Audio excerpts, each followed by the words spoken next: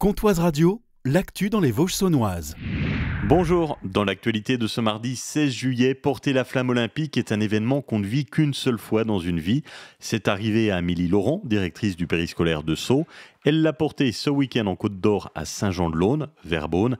Un moment rempli d'émotions et d'acclamations avant de porter la flamme. Un trop plein d'émotions. En fait, je ne m'attendais pas à être aussi acclamée, telle une star, comme si j'étais quelqu'un de connu. Quoi. Ils ont fait des photos avec moi, ils m'appelaient de tous les côtés pour que je prenne la pause avec eux. Elle était accompagnée de sa délégation haute-saunoise, une cinquantaine d'enfants des périscolaires de Noroy-le-Bourg, Franchevel et Sceaux, de la famille ou encore du maire de Sceaux. Et si le fait de porter la flamme était magique, les échanges avec les proches juste après l'étaient tout autant. Ils m'ont tous dit qu'ils étaient fiers de moi. Enfin, tous les enfants criaient « Amélie, Amélie, Amélie ».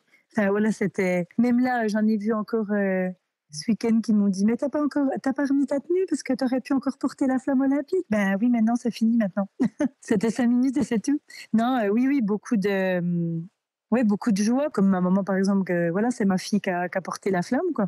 La facture d'électricité n'augmentera pas au mois d'août. Le gouvernement renonce à appliquer la hausse de 1% liée à la revalorisation du tarif d'acheminement du courant. Cette augmentation aurait dû s'appliquer à plus de 22 millions de foyers et représenter une hausse annuelle de 12 €. Ce jeudi, à la salle des fêtes de Fougerolles, une collecte de sang est organisée de 15h30 à 19h30. Tout le monde peut y participer. Les personnes inscrites auprès de l'établissement français du sang seront prioritaires. Et puis nous en savons un peu plus sur la fermeture du parc animalier de Fougerolles. Un arbre est tombé sur la clôture d'un enclos où se trouvaient des cerfs, des faons et des biches. Si l'enclos a été réparé, un grand cerf de plus de 300 kg en a profité pour s'échapper. L'animal, qui a plutôt tendance à suivre le public que de le fuir, se promène dans les 60 hectares du parc et est recherché.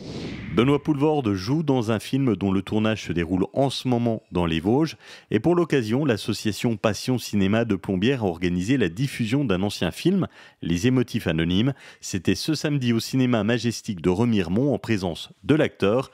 Un grand moment pour Jean-Charles Conto de Passion Cinéma. Une rencontre exceptionnelle avec le public, une salle de plus de 300 personnes quasi pleine à quelques sièges près, un public de fans déjà conquis avant de le rencontrer et une ambiance assez dingue, un public qui était aux anges et un Benoît Poelvoorde qui, après le film, un film qui a quand même 15 ans, et après le film, un Benoît Poelvoorde qui est resté presque 3 heures avec le public à discuter, échanger, donner des anecdotes, faire des blagues, donc voilà, profiter. Benoît Poelvoorde qui tourne jusqu'au 26 juillet La Bonne Étoile dans les Vosges et il reviendra peut-être l'année prochaine pour le présenter en avant-première.